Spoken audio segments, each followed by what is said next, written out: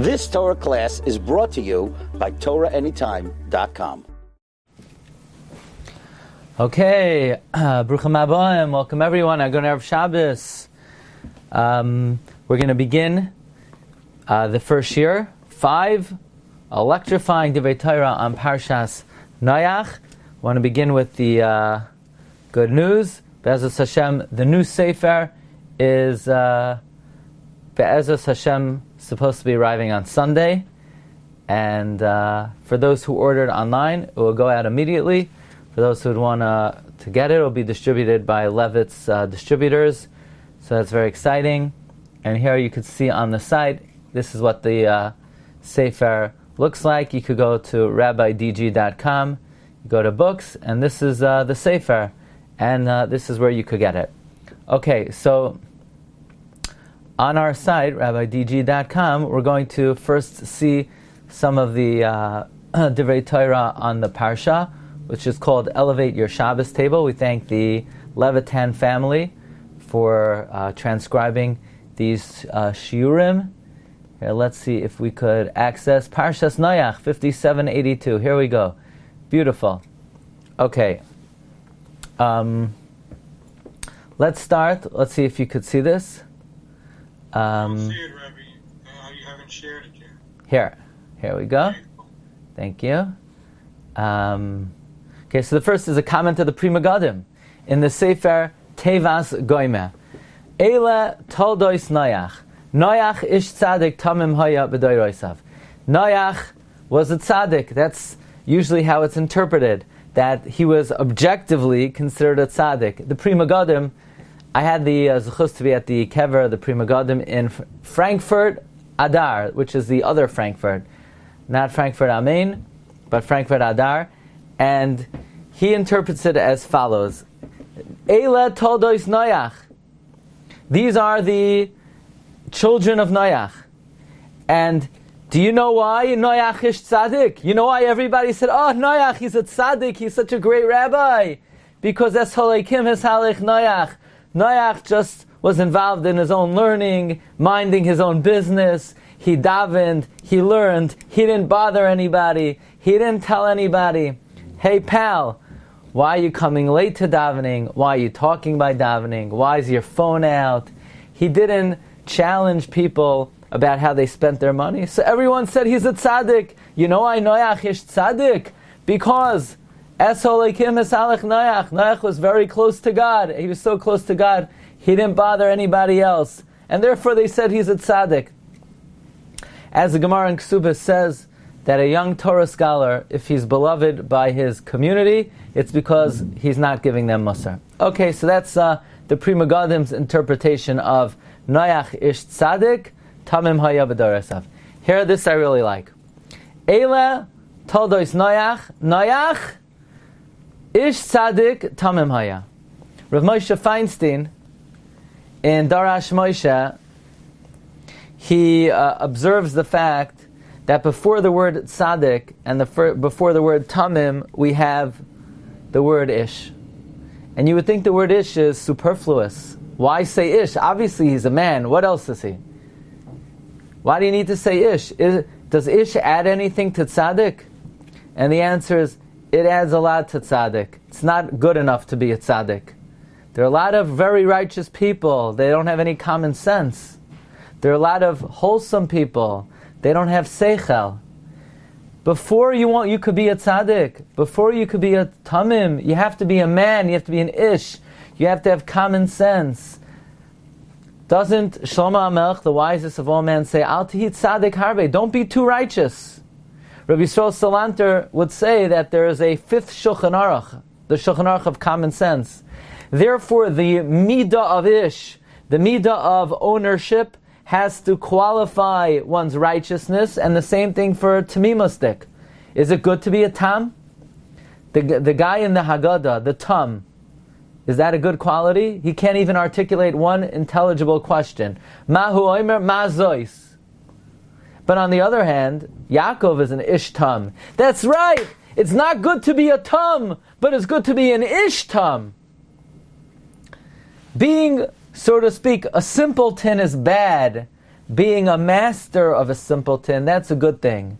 It's not good not to be understanding of people and of one's own self.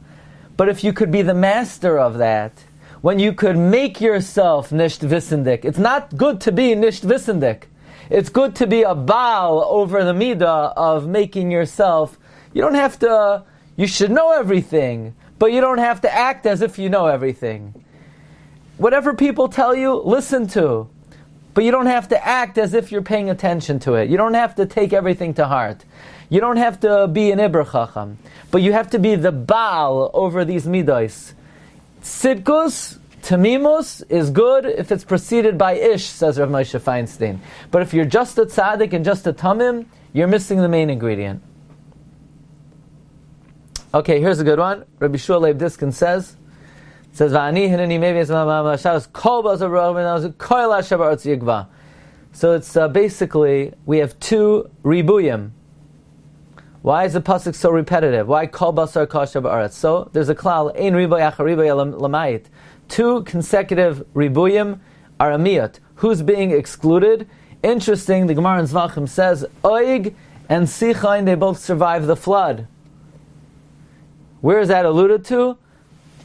L'shachis kol basar riboy, kol hashabar's riboy. That's mamayit sichain and oig. Now it's interesting that oig melech habashan Chazal say he took a plank from the teva and he floated on it. How did sichain survive? That's actually a very interesting subject. Maybe one day we'll have a share on that. What happened to sichain? Okay, so let's see the Ben La'ashri on the Parsha. We go to Likutei Ben La'ashri, and this is Parshas Noach. It's, I think, loading. Here we go. Great. Now, we just mentioned Oig.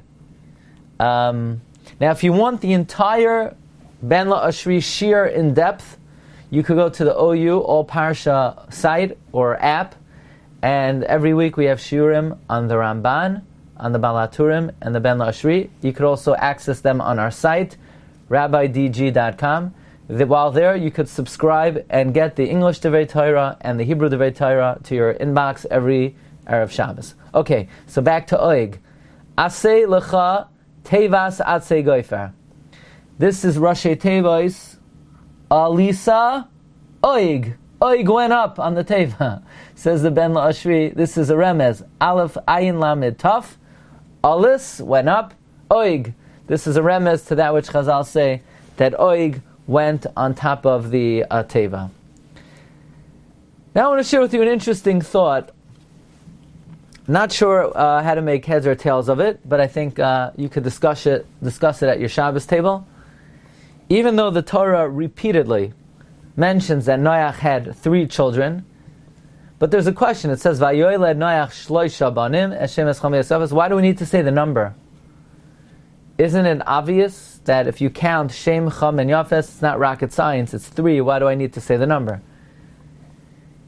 The Ben La'ashri quotes an amazing thing. He says that if you look in the historical records of the world, it's recorded that Noach had a 4th son. His name was Yenuki. It's even recorded in the Sefer Seder Hadoros. And this child was born to Noach after the Mabul, from a different wife. Now, I don't know how that's possible, because we know that Cham was Masaris, his father, because he didn't want to have to contend with yet another brother to inherit the world. But that's the report. And the Ben La'ashri brings that this son Yenuki, he was an astrologer, and he was a expert in planning and scheming warfare, and actually Nimrod was trained under the son of Noach, Yenuki, how to be a conqueror. But this Yenuki was so immersed in studying astrology and warfare, he never married, he never had children. And therefore, the Ben La'ashri says he's actually alluded to in this pasuk. Why does it have to say that Noach had 3 sons? No kidding, he had 3 sons. So by the way, I would say the Torah is saying, don't accept the reports of the nations of the world that he had a fourth son, and that's why the Torah says 3, not to make the mistake that he had a fourth. No, but the Ben La'ashri, he's willing to go with this tradition, and he says that's why the Torah calls them banim, shloisha banim. Banim can mean boinim. These 3 sons built the world. They had progeny, they had descendants, as opposed to this Yanuki, who never married, never had children. So he's alluded to by the fact that they're shloisha banim as opposed to Yanuki, who is not considered a ben. He's just, an official descendant of Noach. Okay, so I thought that was interesting that there is some kind of a tradition. It's even recorded in the Seder HaDoros that there was a fourth son, and the Ben La'ashri finds an allusion to him in the shloisha banim. Okay, that's our first segment for today, and now we're going to do the Shiur on Tefillah. You've just experienced another Torah class brought to you by TorahAnytime.com.